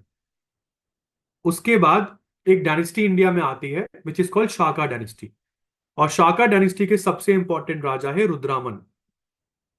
रुद्रामन के बारे में हमको कैसे पता लगता है? गिरनार, गुजरात में एक इंस्क्रिप्शन है, गिरनार इंस्क्रिप्शन। और गिरनार इंस्क्रिप्शन में राजा रुद्रामन ने यह बता रखा है कि सर, इंडिया में चंद्रगुप्त मौर्य के टाइम पीरियड में गुजरात में एक लेक बनी थी कॉल्ड सुदर्शना लेक। इसका रिपेयर का काम, रेनोवेशन का काम मैंने करवाया, जबकि लेक चंद्रगुप्त मौर्य के टाइम पीरियड में बन चुकी है। ठीक है जी, आगे चल रहे हैं। यहाँ पे गौतमीपुत्र सातकर्णी, ये सातवाहन डायनेस्टी का है। ये वो राजा है जिसने पहली बार अपनी मम्मी का नाम, मतलब ये वो डायनेस्टी है जहां पर राजाओं के नाम फादर से नहीं अपनी मदर से डिराइव होते थे। और राजा हर्षवर्धना, ये आप लोग पोस्ट गुप्ता पीरियड में पढ़ते हैं, राजा हर्षवर्धना, जिनके कोड पोइट थे बाण भट्ट। हर्षवर्धना जिन्होंने बहुत सारे प्लेस भी लिखे हैं, जैसे Priya Darshana, Nagananda, Ratnavali, if you remember that. ठीक है जी, आगे चल रहे हैं। Question number 29। ये सारी चीजें आप लोगों को अरेंज करनी है वेस्ट से east. You just want to arrange all of these 5 things from west to east. आपके लिए मैप लेकर आया हूं ताकि आप घबराए ना। सबसे पहले यहां पर है कौशल अंग। पहली बात तो हमको वेस्ट, वेस्ट ये रहा, ईस्ट ये रहा। तो आप लोगों को वेस्ट से ईस्ट ये सारी चीजें अरेंज करनी है। मुझे सबसे पहले वेस्ट में अंग दिख रहा है, आपको भी दिख रहा है? सबसे पहले आप लोगों को वेस्ट में अंग दिख रहा है, राइट? तो यहां पर अंग ले लेते हैं सबसे पहले।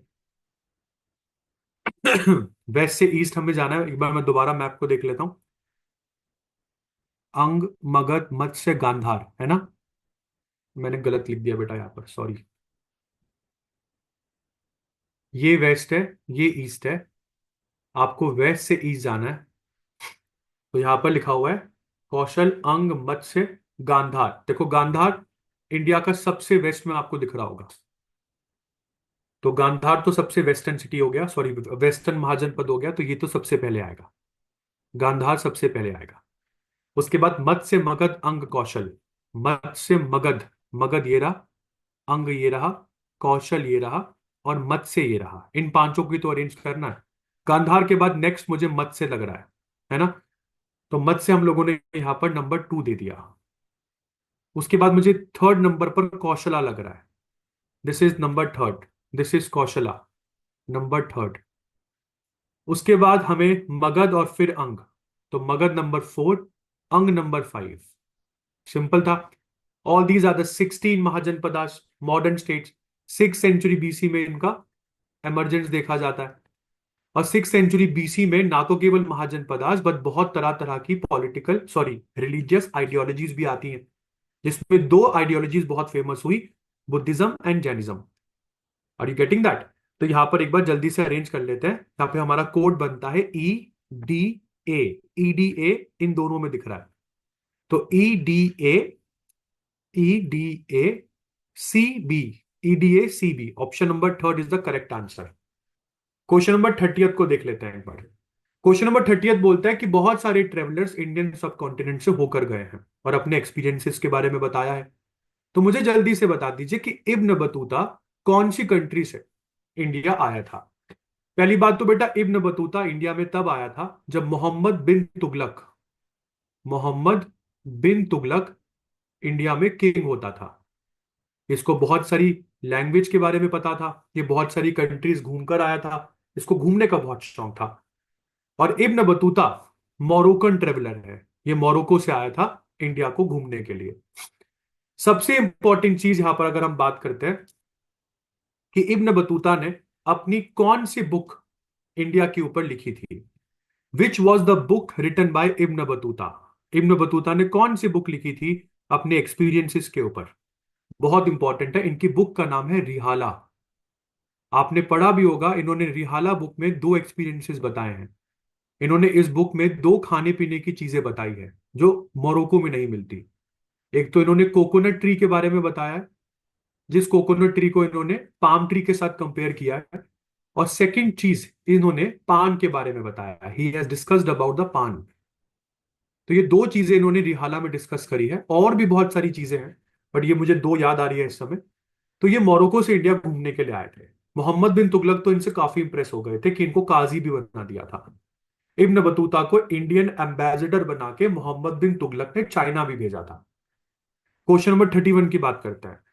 ये बोलता है कि रेलवे एज से पहले, before the railway age, the town of Mirzapur was a collection centre of which of the following things. जो मिर्जापुर है इसमें से कौन सी चीजों का कलेक्शन सेंटर रहा है। देखो वैसे तो बहुत सारी चीजें हैं, आपको बता दूं कौन सी। ओपीएम है, कॉटन है, एग्रीकल्चरल प्रोडक्ट्स है। जो दो सबसे इंपॉर्टेंट चीजें हैं वो ओपीएम एंड कॉटन है। ओपीएम आपको दिख रहा है? नहीं। कॉटन दिख रहा है, तो कॉटन इज द सही है, मतलब करेक्ट आंसर। बेटा इंडिगो एक डाई है, ये भी आपको बता दूं, इंडिगो एक नेचुरल डाई है जिसका कलर होता है ब्लू। तो कपड़ों को ब्लू कलर देने के लिए इंडिगो से डाई निकाली जाती थी। तो एग्रीकल्चरल प्रोडक्ट्स के लिए तो काफी फेमस है, बट इंडिगो नहीं। ओपियम और कॉटन के लिए बहुत इंपॉर्टेंट था मिर्जापुर, ये यूपी में है। तो रेलवे एज से पहले ये टाउन ओपियम और कॉटन के लिए एक कलेक्शन सेंटर की तरह काम किया करता था, from the Deccan, from the Deccan India. तो this is very very important. चलते हैं क्वेश्चन नंबर 32 पर। क्वेश्चन नंबर 32 आपको बताता है, नीचे दी गई स्टेटमेंट्स को कंसिडर कीजिए और करेक्ट स्टेटमेंट इसमें से बाहर निकालिए। I said correct statement. तो आइए बात करते हैं। सबसे पहली स्टेटमेंट वो बोल रहा है कि हड़प्पन सेटलमेंट जो होती थी वो दो सेक्शंस में डिवाइड होती थी। बिल्कुल, अपर टाउन और लोअर टाउन में हड़प्पन सेटलमेंट्स डिवाइडेड होती थी, ये हमने पढ़ा है। नेक्स्ट, हड़प्पन रोड्स और स्ट्रीट्स जो होती थी वो ग्रिड पैटर्न में बनाई जाती थी। मतलब क्या हुआ कि Harappan roads use to be exactly straight, और जो स्ट्रीट्स होती थी वो रोड्स को 90 डिग्री एंगल पर इंटरसेक्ट करती थी, जिससे ऐसे लगता था जैसे पूरा की पूरा टाउन एक नेट लाइक स्ट्रक्चर में, नेट लाइक स्ट्रक्चर में किसी ने नेट ही बुन दी हो। इसको आप ग्रिड पैटर्न कहते हैं। तो ये सेकंड स्टेटमेंट भी सही है। वो कह रहा है कि there were windows in the walls along ground level. बिल्कुल गलत। आपको बता दूं हड़प्पन पर very much cautious about the privacy. इन्होंने ग्राउंड फ्लोर पर, पहली बात तो डबल स्टोरी के घर ही होते थे टोटल में, पर ग्राउंड फ्लोर पर कोई विंडो नहीं रखी जाती थी। और यहां तक कि सर्विस लाइन से घर की एंट्री भी फ्रंट डोर से नहीं थी। मतलब घर की एंट्री उस साइड से नहीं थी जिस साइड से आपकी मेन रोड जाती थी। मेन रोड के बैक साइड, मतलब घर की एंट्री इनकी बैक साइड से होती थी। जो घर के पीछे सर्विस लाइन होती है ना आज की डेट में, तो सर्विस लाइन से ये लोग अपने घरों में एंट्री किया करते थे। ग्रेट बात। बिल्कुल सर, ये मोहिनजोदड़ो में तो मिला है, बट ये स्क्वायर नहीं है यार, रेक्टेंगुलर है। वैसे सब कुछ सही था, इसने स्क्वायर लिख दिया यहां पर, इसलिए स्टेटमेंट नंबर डी भी गलत हो जाती है। ड्रेनेज सिस्टम के लिए तो जाना जाता है हड़प्पन सिविलाइजेशन, और ये बोल रहे हैं कि ड्रेनेज सिस्टम बहुत छोटा और बहुत ही अनप्लान्ड था। नहीं यार, अनप्लान्ड नहीं था। ड्रेनेज सिस्टम तो काफी अच्छा डेवलप था और फुल्ली कवर्ड था, फुल्ली प्लान्ड था। ड्रेनेज सिस्टम तो one of the urban feature है हड़प्पन सिविलाइजेशन का, बहुत इंपॉर्टेंट फीचर है। तो इसलिए नीचे की तीनों स्टेटमेंट्स गलत, A and B is the correct option, तो इसलिए option number fourth is the correct answer. Question number 33 की बात करते हैं। The story of Indian archaeology, ये बुक किसने लिखी है? स्टोरी ऑफ इंडियन आर्कियोलॉजी, आपको बता दूं बेटा ये बुक एस एन रॉय ने लिखी है। आप लोगों से पूछा जा सकता है, story of Indian archaeology, this book has been written by S N Roy. Next point पर चलते हैं। नेक्स्ट क्वेश्चन पूछता है अगेन, आप नीचे दी गई स्टेटमेंट्स को कंसिडर कीजिए। ये स्टेटमेंट्स बुद्धिज्म से रिलेटेड है और हमें करेक्ट स्टेटमेंट बताइए। पहली स्टेटमेंट बोलता है कि बुद्धिज्म जो है वो महात्मा बुद्ध कि लाइफ के टाइम पीरियड में भी और उनके मरने के बाद भी बुद्धिज्म काफी तेजी से बढ़ा, काफी तेजी से फैला। करेक्ट स्टेटमेंट है। ये बोल रहा है कि बुद्धिज्म ने ज्यादा did not give much importance to conduct and values. अरे, कंडक्ट और वैल्यूज को तो इंपॉर्टेंस दी थी बुद्धिज्म ने, ये तो बहुत गलत हो जाएगा। कंडक्ट और वैल्यूज को ही तो बुद्धिज्म ने इंपॉर्टेंस दी थी, इसलिए स्टेटमेंट नंबर भी गलत है। ये बोल रहा है कि बुद्धिज्म उन लोगों को ज्यादा अपील किया, बुद्धिज्म ने उन लोगों को ज्यादा अट्रैक्ट किया जो कि उस समय ऑलरेडी एग्जिस्टिंग रिलीजियस प्रैक्टिसेस से थक चुके थे। बिल्कुल सही। और यहां पर अगर मैं आपको बताऊं तो हिंदुइज्म से आप लोग थक चुके थे। हिंदुइज्म या वैदिक रिलीजन से हम लोग थक चुके थे, क्योंकि इस समय का वैदिक रिलीजन काफी सुपरस्टिशियस हो गया है। कैसे? एक तो वर्ना सिस्टम आ गया है, वर्ना सिस्टम के साथ आपका गोत्र सिस्टम आ गया है, प्लस आपके वर्णों के साथ आपकी ऑक्यूपेशन भी ब्राह्मण पहले ही डिसाइड कर दे रहे हैं। सबसे बड़ी प्रॉब्लम यह है। और आपका धर्म के ज्यादातर स्क्रिप्चर्स उस भाषा में लिखे हैं जो भाषा आपको बोलनी भी नहीं आती, दैट इज संस्कृत। और यहाँ पे तो इस समय पाली प्राकृत बोली जाती थी। इसलिए ऑप्शन नंबर सी बिल्कुल करेक्ट है। ये कह रहा है कि बुद्धिज्म ने बहुत ज्यादा स्ट्रेस दिया on superiority based on birth. अरे, ये तो वैदिक रिलीजन ने दिया ना। वर्ना सिस्टम में बताया जाता था ना कि Brahmans are the top most followed by Kshatriyas, Vaishyas and Shudras. Buddhism में तो कोई बर्थ के बेसिस पर सुपीरियोरिटी या माइनॉरिटी या क्या बोल सकते हैं उसको, inferiority, inferior class, superior class, इसके बारे में तो कुछ बात ही नहीं हुई ना बुद्धिज्म में। तो ये स्टेटमेंट भी बिल्कुल गलत है।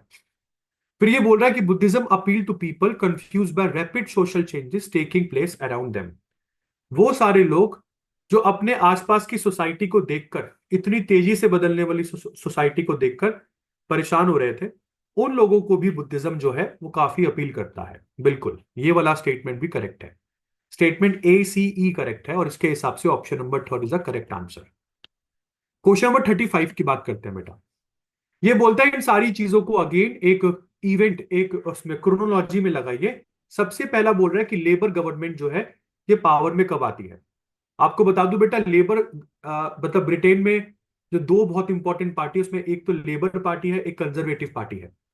तो लेबर गवर्नमेंट 26 जुलाई 1945 में आती है। और थोड़ा बहुत मैं आपको बता दूं, लेबर गवर्नमेंट के पीएम, लेबर गवर्नमेंट के जो पीएम बन रहे हैं 1945 में, उनका नाम क्लीमेंट एटली है। और क्लीमेंट एटली की वजह से ही इंडिया में कैबिनेट मिशन प्लान आया था। क्लीमेंट एटली इंडिया पहले भी आ चुके हैं ड्यूरिंग साइमन कमीशन 1928। फिर ये बोल रहा है last meeting of interim government. Interim government की लास्ट मीटिंग बेटा 16 जुलाई को होती है। 16 जुलाई 1947 को होती है। मुस्लिम लीग ने डायरेक्ट एक्शन डे की कॉल कब दी? वो कोलकाता किलिंग वाला डे है ये, 16 अगस्त 1946। इसको डायरेक्ट एक्शन डे कहते हैं, जिसकी वजह से कोलकाता किलिंग्स होनी शुरू हो गई थी। Next, India celebrates independence. ये तो सभी को पता है। ये भी नहीं पता तो बेटा फिर तो वीडियो देखने का कोई फायदा नहीं है। 15 अगस्त 1947 इंडिया ने इंडिपेंडेंस को सेलिब्रेट किया, है ना। मतलब at the midnight of 14th, और 15th को हम लोगों ने सेलिब्रेट किया, मतलब 14 से ही सेलिब्रेशन स्टार्ट हो गई थी। और कॉन्स्टिट्यूशन कब साइन हुआ? तो कॉन्स्टिट्यूशन बेटा अगर आपको एक टेंटेटिव डेट बताऊं तो 1949, क्योंकि यहां पर कोई ईयर 1949 का है नहीं, तो दिसंबर 1949 में कॉन्स्टिट्यूशन साइन हुआ। तो आओ उसको अरेंज कर लेते हैं। सबसे पहला मुझे यहां पर लग रहा है ऑप्शन नंबर ए। तो option number A should be the first. Option number A केवल मुझे दो ही ऑप्शंस में सबसे आगे दिख रहा है। इसके बाद जो सेकंड ऑप्शन होना चाहिए वो 1946 वाला होना चाहिए, मतलब सी। तो ए के बाद सी आना चाहिए, और वो केवल ऑप्शन नंबर 3 में ही दिख रहा है। तो वैसे इतना सब कुछ याद करने की जरूरत नहीं होती, मैं आपको ये बता रहा हूं कि कभी कभार ऑप्शन में से ही आंसर ढूंढना बहुत आसान हो जाता है। क्वेश्चन नंबर 36 की बात करते हैं। ये बोल रहे हैं कि ऐसे दो सिविल सर्वेंट्स के नाम बताइए जिन्होंने सीरीज ऑफ बैकग्राउंड पेपर्स तैयार करे based on the study of political systems operating in other countries. और इन्होंने जो ये बहुत सारे बैकग्राउंड पेपर्स तैयार करे, इसने हमारे कॉन्स्टिट्यूशन को लिखने में बहुत मदद करी। आपको बता दूं, पूरा की पूरा कॉन्स्टिट्यूशन जो है वो कॉन्स्टिट्यूएंट असेंबली के 6 बहुत इंपॉर्टेंट लोग हैं जो यहाँ पर काफी अच्छा और बहुत ही इंपॉर्टेंट रोल बना रहे हैं। एक तो डॉक्टर भीमराव अंबेडकर है, एक है पंडित जवाहरलाल नेहरू। उन्होंने ऑब्जेक्टिव रेजोल्यूशन स्पीच जो दी थी वही आज प्रियम्बल के वर्ड्स हैं। तीसरे यहाँ पर सरदार वल्लभ भाई पटेल आ जाते हैं। और चौथे पांचवे जो है वो यहाँ पर आ जाते हैं बी एन राव जिनको हम कॉन्स्टिट्यूशनल एडवाइजर भी बोलते हैं, और एस एन मुखर्जी। तो बी एन राव और एस एन मुखर्जी इन दोनों ने मिलकर यहाँ पर बैकग्राउंड पेपर्स तैयार करे। इन्होंने उन सारे पॉलिटिकल सिस्टम्स के ऊपर वो पेपर लिखे जो दुनिया के अलग अलग कंट्रीज में उस समय चल रही थी, ताकि इंडिया में कैसा सिस्टम फॉलो होना चाहिए, इंडियन गवर्नमेंट क्या करे, ये सारी चीजें हम लोगों को आसानी से समझ में आ जाए। Question number 37। बेटा ये बहुत सारी फिल्म्स हैं, ये बहुत सारी मूवी है, ये बोल रहा है ऐसी कौन सी मूवी है, ऐसी कौन सी मूवी है जो सत्यजीत रे ने डायरेक्ट करी थी, और उस मूवी में zamindari style zamindari style of living का एक डिक्लाइन दिखाया गया है। एक aristocratic zamindari style of living का डिक्लाइन दिखाया गया है। सत्यजीत रे की वो बहुत फेमस फिल्म है जलसाघर। जलसाघर। और इस पूरी फिल्म की शूटिंग कहा जा रहा है अंदुल राज पैलेस में हुई थी। जलसाघर, अंदुल राज पैलेस। मैं यहां पर नाम लिख दे रहा हूं, अंदुल राज पैलेस। उस पैराग्राफ में लिखा भी होगा, अंदुल राज पैलेस में इस पूरी की पूरी मूवी की शूटिंग हुई थी, which is very very important. Question number 38 देखते हैं। ये बोल रहा है कि चलिए सर, इन सभी आ, में हम लोगों ने जो डेट्स है वो आपको दी है, आपको हमें बस करेक्ट सीक्वेंस यहाँ पे करेक्ट स्टेटमेंट बतानी है, कौन कौन सी करेक्ट स्टेटमेंट है। बिल्कुल, लॉर्ड विलियम बेंटेक ने सती अबॉलिश करी थी, बिल्कुल करेक्ट स्टेटमेंट है। बट प्रॉब्लम क्या है कि सर ईयर गलत है, 1839 नहीं है, ये 1829 होना चाहिए था। तो ये करेक्ट होता, इसलिए ऑप्शन नंबर ए यहां पर गलत हो गया। कुंवर सिंह, क्या इन्होंने बिहार के अर्रा से लीड किया था? कुंवर सिंह, बेटा याद करो, 1857 के रिवॉल्ट में क्या इन्होंने बिहार के अर्रा से लीड किया था? बिल्कुल किया था। ये बिहार के अर्रा से लीड कर रहे थे 1857 के रिवॉल्ट में। अर्रा के रीजनल लीडर कुंवर सिंह थे। रानी लक्ष्मीबाई क्या जून 1958 में मतलब ना सॉरी 1858 में लड़ते लड़ते मरी थी? बिल्कुल, रानी लक्ष्मीबाई वॉज किल्ड इन जून 1858। खूब लड़ी मर्दानी, वो तो झांसी वाली रानी थी। सही स्टेटमेंट है। Statement number D, revolt of 1857 जो है वो मेरठ से शुरू हुआ था। 1857 का रिवॉल्ट क्या मेरठ से शुरू हुआ था? बिल्कुल सर, कैंटोनमेंट एरिया से शुरू हुआ था मेरठ के। ऑप्शन नंबर डी भी सही है। British were victorious in the battle of Chinhat. Battle of Chinhat में क्या अंग्रेज विजयी हुए थे? नहीं बेटा। आपको बता दूं ये बैटल ऑफ चिन्नाट लड़ी कब गई थी? 1857 में ये बैटल लड़ी गई थी। वैसे ये स्टेटमेंट गलत है, क्योंकि ये स्टेटमेंट एक बार जल्दी से देख लो, इसी स्टेटमेंट के बेसिस पर 2024 में पेपर में एक क्वेश्चन आ गया, बैटल ऑफ चिन्नाट से रिलेटेड डायरेक्ट क्वेश्चन पूछ लिया, इसलिए मैं पेपर का एनालिसिस करवा रहा हूं। तो बैटल ऑफ चिन्नाट लड़ी किसके अंडर गई थी? तो बेटा कहा जाता है कि बैटल ऑफ चिन्नाट जो है वो लड़ी जाती है मौलवी अहमदुल्ला शाह। कौन? मौलवी, यहां पर मैं लिख दे रहा हूं, मौलवी अहमदुल्ला,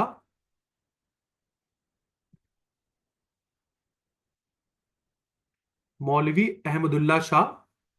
और अंग्रेजों की तरफ से इस बैटल को जो लड़ रहे थे उनका नाम था Henry Lawrence. Henry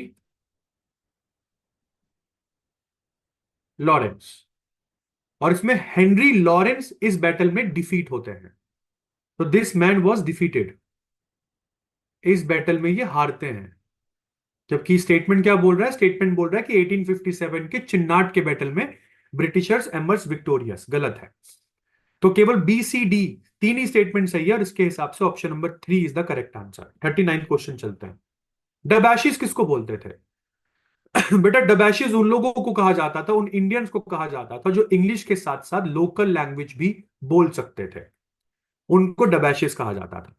question number 40 की तरफ चलते हैं। ये कह रहा है सब्सिडरी अलायंस सिस्टम से रिलेटेड कौन कौन सी करेक्ट स्टेटमेंट है वो बताइए।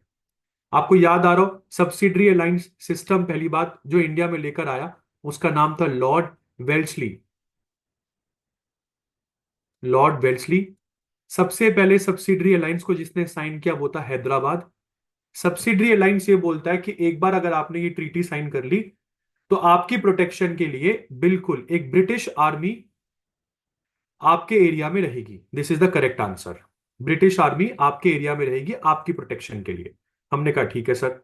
नेक्स्ट, वो ब्रिटिश आर्म कंटिंजेंट आपकी टेरिटरी में ही रहेगी। तो ये ऊपर नीचे वाला स्टेटमेंट ऑलमोस्ट एक आपस में जुड़ा हुआ है कि ब्रिटिशर्स ही आपकी प्रोटेक्शन करेंगे। आपकी प्रोटेक्शन के लिए ब्रिटिश आर्मी जो है वो आपके एरिया में परमानेंटली डिप्लॉय करेगी।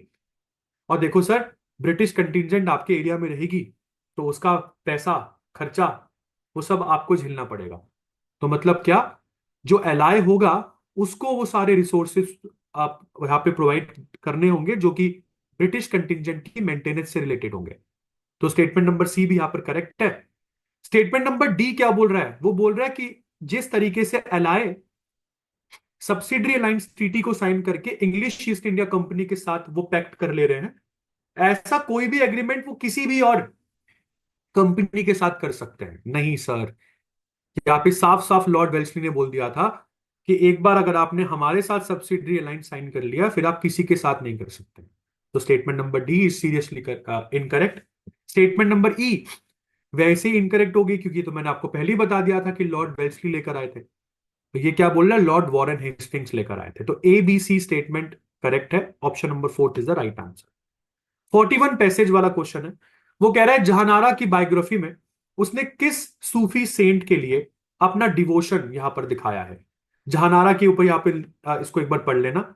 ये एक पैराग्राफ आपकी बुक में दे रखा है। और जहानारा ने यहाँ पे जिस सूफी सेंट के लिए अपना डिवोशन दिखाया है वो है शेख मुइनुद्दीन चिश्ती। शेख मुइनुद्दीन चिश्ती, इनकी दरगाह अजमेर में है। ये अजमेर के संत है। वो अजमेर शरीफ इन्हीं संत के लिए फेमस है। यहां पर बोल रहा है कि who wrote the biography of Sheikh Muinuddin Chishti? Of course Sheikh Muinuddin Chishti. पहले वाला क्वेश्चन अगर जहानारा की बायोग्राफी से है, वो कह रहा है कि शेख मुइनुद्दीन चिश्ती की बायोग्राफी भी किसने लिखी है? जहानारा ने ही लिखी है बेटा। कौन थी जहानारा बेगम? जहानारा और रोशनारा बेगम दो बेटियां थी शाहजहां की। नेक्स्ट पॉइंट, वो कह रहा है इस पूरे की पूरे पैराग्राफ को पढ़िए और मुझे बताइए कि जहानारा बेगम को हैप्पीनेस ऑफ पिलग्रिमेज कब यहां पर मिली। देखो इस पैराग्राफ में ये आंसर यहां पर दे रखा है। On Thursday the fourth of the blessed month of Ramzan. On Thursday the fourth of the blessed month of Ramzan I attain the happiness of pilgrimage to the illuminated and the perfumed tomb. यहां पर answer साफ साफ आप लोगों को दे रखा था option number third में। ये करेक्ट आंसर है। नेक्स्ट चलते हैं, क्वेश्चन नंबर 44 के ऊपर आते हैं। Identify the gestures that Jahanara records to indicate her devotion to the Sufi saint. कौन कौन से जेस्चर्स उन्होंने यहां पर मतलब देखे? देखो अगर आप जेस्चर्स देखो तो वो जेस्चर आपको बहुत अच्छे से दिख रहे होंगे। मैं आपको बताता हूं किधर लिखा हुआ है। देखो उन्होंने क्या बोला कि finally with my own hand I put the finest quality of ittar on the perfumed tomb of the revered one. Having taken off the rose scarf that I had on my head, I placed it on the top of the blessed tomb. तो ये एक gesture है उनका।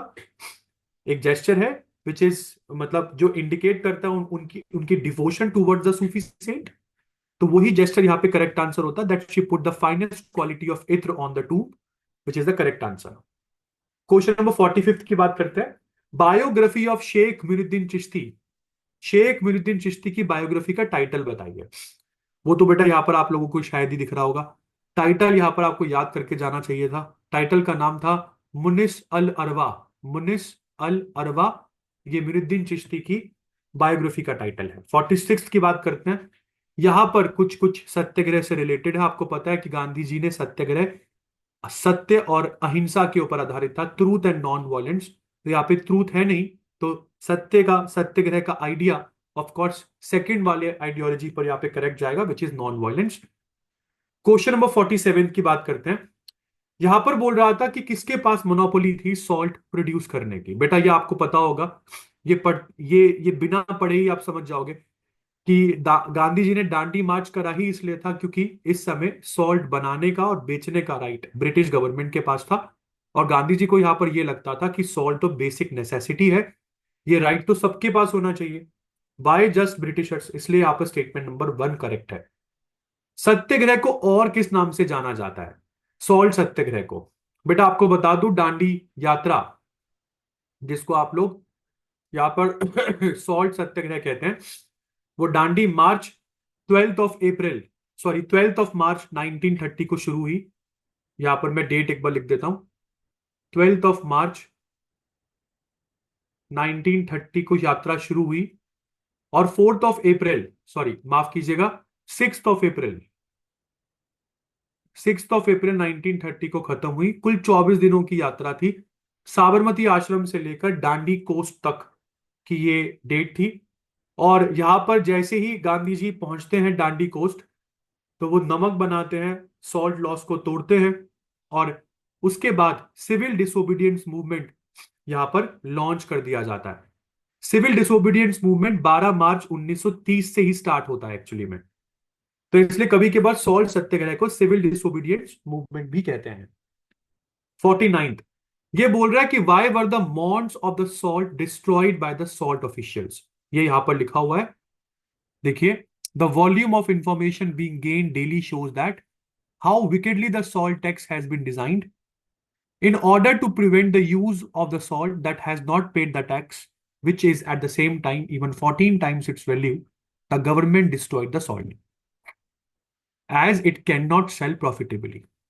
तो government ने यहां पर salt को क्यों डिस्ट्रॉय किया?